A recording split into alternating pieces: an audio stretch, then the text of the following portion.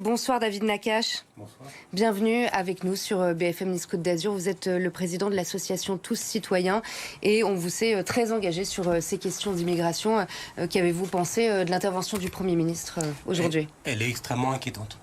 On assiste simplement au fait que la France prenne modèle sur l'Italie néofasciste de Meloni pour la question migratoire et va s'aligner peu à peu sur les positions de l'Italie en termes de respect des droits de l'homme, en termes de respect effectif du traitement des demandes d'asile et des conditions d'accueil des demandes d'asile. C'est extrêmement grave et inquiétant. Qu'est-ce qui vous fait dire ça ? Parce que Michel Barnier a quand même dit que ce qui se passe actuellement en Italie, faire gérer les demandes d'asile en Albanie, c'était difficilement transposable. Est-ce que là, il n'exclut pas le mode de fonctionnement à l'italienne ? Alors, il met un bémol sur la sous-traitance en Albanie et dans les autres pays internes à l'Union européenne, parce que c'est l'externalisation à l'extérieur de l'Union européenne est interdite. Elle a été sanctionnée par la Cour européenne de justice. Par contre, il ne met pas de bémol sur les accords passés avec les pays comme la Libye ou comme la Tunisie. Ce qui se passe actuellement, c'est qu'on a 2/3 d'arrivées en moins en ce moment par l'Italie que l'an dernier à la même époque. Pourquoi ? Parce que l'Italie a passé un accord avec l'Union européenne et avec la Tunisie et la Libye pour que ces deux pays-là retiennent les migrants sur place. Il y a un rapport de l'ONU qui est tombé il y a 3 jours qui dénonce les exactions qui sont commises. Les gardes-côtes libyens tirent sur les bateaux de migrants, coulent les bateaux de migrants. Il y a un nombre de décès en mer extrêmement important. On a des témoignages alarmants sur ce qui se passe en Tunisie, où en fait, comme tous les migrants essaient de partir de la ville de Sfax, ils sont raflés avant et ils sont déportés à la frontière au désert libyen. Et on a des témoignages d'observateurs extérieurs qui parlent de viols systématiques des femmes migrantes subsahariennes par des forces de l'ordre tunisiennes. Il y a des exactions de masse qui sont commises et c'est sous couvert de l'Union européenne et de l'Italie. Il ne faut surtout pas que la France prenne le même chemin. Alors, Michel Barnier a dit que ce n'était pas impliqué pour l'instant, mais que ça le serait à l'horizon 2026 de poser un cadre pour surveiller les frontières extérieures à l'Union européenne. Si ce que vous dites est déjà la réalité et le quotidien, qu'est-ce que ça changerait en fait cette annonce-là ? Alors, c'est deux choses différentes. Il y a d'abord des accords qui sont possibles avec les pays externes, soit d'origine, soit de transit, comme la Libye, la Tunisie, ou intra-européens comme l'Albanie. Et ensuite, il y a le pacte asile-immigration européen sur les frontières extérieures qui conditionne pour uniformiser dans tous les pays de l'Union européenne les conditions de retour. On aurait pu penser que la France aurait été en avance et parmi des bons élèves dans le respect des droits de l'homme. En fait, non. Le pacte asile-immigration va obliger la France à mieux traiter, entre guillemets, certains retours. Il y avait des refoulements à la frontière franco-italienne qui étaient illégaux, qui étaient condamnés régulièrement par le tribunal administratif et qui, théoriquement, ne devraient plus avoir lieu. Donc on espère une petite amélioration à ce niveau-là, parce que ce qui se passe aujourd'hui, c'est qu'on bafoue concrètement les droits des personnes qui demandent l'asile. l'asile. De quelle manière, concrètement, à la frontière mentonaise, on bafoue les droits des migrants ? On part du principe que comme il y a un accord Schengen qui dit que c'est d'abord au premier pays de transit de traiter la demande de l'Italie, on refoule tous les demandeurs d'asile qui arrivent en leur disant « faites votre demande en Italie ». En réalité, un demandeur d'asile a le droit de déposer une demande en France. Ça sera une autre procédure, une procédure Dublin ou accélérée, mais il a le droit de déposer ça une demande. existait avant le gouvernement Barnier, ce que vous décrivez. Mais là, ce qu'ils veulent, quand il y a toutes les annonces du ministre Retailleau pour durcir encore les contrôles à la frontière, consiste à empêcher les personnes de déposer une demande d'asile. Et ça, c'est contraire aux droits de l'homme, à la Convention de Genève et au respect tout simplement du droit d'asile. Du coup, j'en reviens à la question européenne. On a l'impression que là, de toute façon, on n'a pas vraiment le choix, parce qu'on est lié à l'Union européenne. Qu'est-ce qu'on peut faire, nous, pour améliorer l'accueil, gérer cette question de l'accueil des migrants ? On voit bien que c'est compliqué, que ça se fait difficilement, il faut aller jusqu'à Nice, parfois il y a des soucis à la frontière.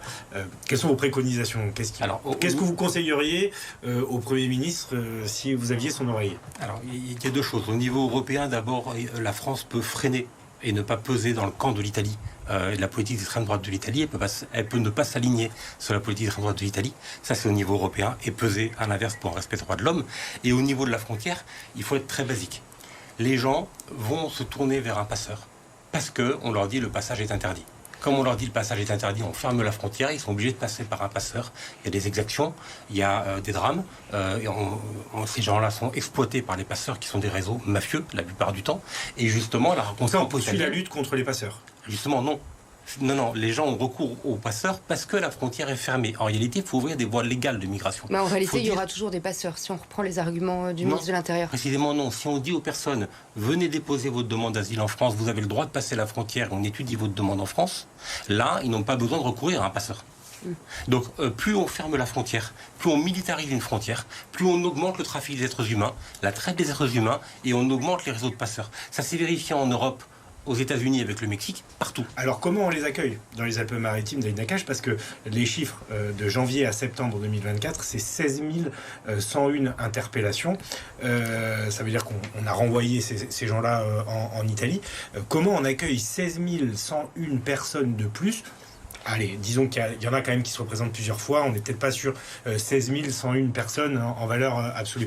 Mais ça fait quand même un flux, pardon de parler comme ça, parce qu'on parle d'êtres humains. Mais aujourd'hui, le centre de rétention administrative à Nice est plein, 40 places, 50 places. Qu'est-ce qu'on fait de ces 16 000 personnes qui se présentent à la frontière si on ouvre? Comment a-t-on accueilli les Ukrainiens? Qu'a-t-on fait?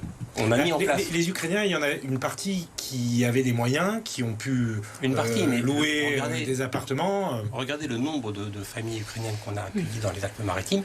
On s'est organisé, on a fait les choses de façon légale. Elles ont pu passer toutes les frontières avec des laissez-passer jusqu'à la France. On les a accueillis ici, on a organisé la scolarisation des enfants, les soins, la mise en commun. Les pouvoirs publics ont joué le jeu et on a démontré qu'on savait accueillir. Donc on choisit d'accueillir une certaine population européenne, on refuse d'accueillir d'autres personnes. Des personnes fuient la guerre en Ukraine. Ils sont réfugiés de guerre, ils fuient les bombes. On les accueille, très bien. Mais on refuse les Afghans, on refuse les Syriens. C'est aujourd'hui ce qui se passe. On a des familles afghanes qui dorment à la rue, à Nice, boulevard Jean Médecin, avec des enfants en bas âge. Et on refuse de les accueillir. En réalité, nous avons les moyens d'accueillir. C'est une question de volonté politique. Moi, je rebondis sur ce que vous dites. En réalité, les solutions existent, mais ce sont deux points de vue politiques qui sont complètement opposés. Le vôtre et celui de Bruno Retailleau. Certains considèrent que l'immigration est une chance pour la Côte d'Azur. Pouvez-vous, on imagine que c'est votre opinion, pouvez-vous nous expliquer en quoi c'est une chance pour la Côte d'Azur? Dans quel domaine? Dans quel secteur? Je vais vous répondre, mais d'abord, il faut quand même bien parler du moment politique dans lequel nous sommes. Bruno Retailleau et Michel Barnier doivent donner des gages à l'extrême droite, sinon ils subissent une motion de censure à l'Assemblée. En tout cas, là, ils n'ont pas vraiment intégré l'extrême droite dans leur visite. Non, mais ça n'avait pas l'air d'être. Alors, ils vont pas avoir Madame Masson toute la journée avec eux en balade. Mais on sait dans le moment politique que toutes les déclarations, tous les déplacements que fait Bruno Retailleau sont là pour donner des gages à l'extrême droite. Sinon, le gouvernement Barnier tombe. Donc, on est sur une question idéologique. On a 3 fois moins d'arrivées à la frontière franco-italienne que d'habitude. Il n'y a pas de flux majeur, il n'y a pas de raz-de-marée, il n'y a pas de submersion, il n'y a pas de grand remplacement. On est dans un moment extrêmement bas et on a vu pour quelles raisons tout à l'heure. Donc c'est vraiment la politique qui est menée là, c'est une politique purement idéologique. David Nakache, priorité au direct. On va retrouver Kelly